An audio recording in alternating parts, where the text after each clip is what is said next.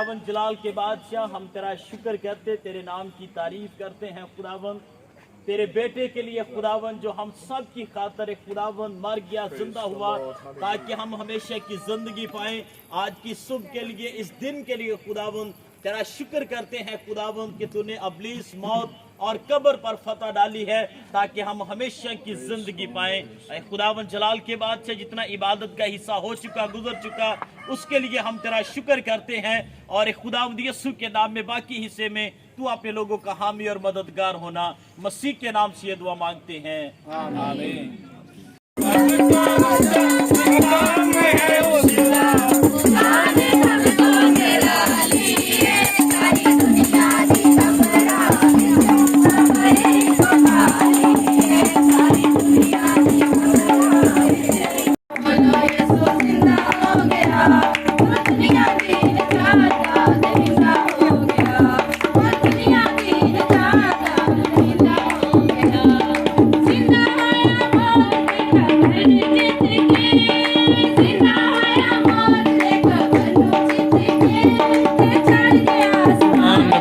सजे हाथ थे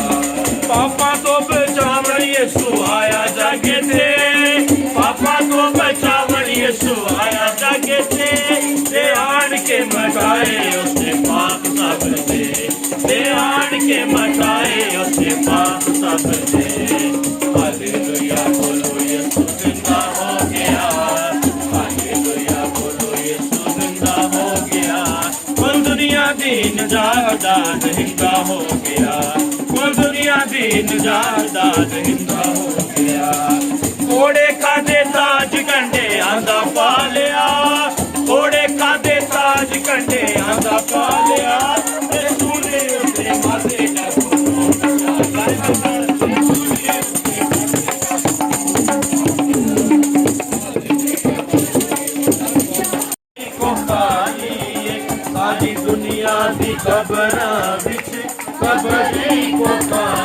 लिए सब तो उच्चा मकाम मेरे यीशु दा सब तो उच्चा मकाम है उसदा शान सब तो निराली है सारी दुनिया दी कबरां विच कबरे को खाली है सारी दुनिया दी कबरां विच कबरे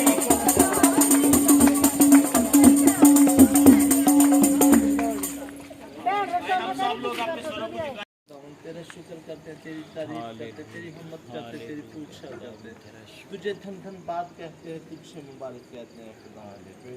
खुदावंद तो अपना रहम कर, फजल कर खुदावंद, सारी जमात के साथ है खुदावंद, अपने खादमीन के साथ है खुदावंद, तू अपना रहम जारी कर, अपना मसा जारी कर खुदावंद, इबादत के शुरू से लेकर आखिर तक हमारे साथ है। सारी परस्तश को अपने हजूर में कबूल फरमाए, तो सारी परस्तश को अपने हजूर में तो फजल कर, ये सारा कुछ मांग लेते और पा लेते।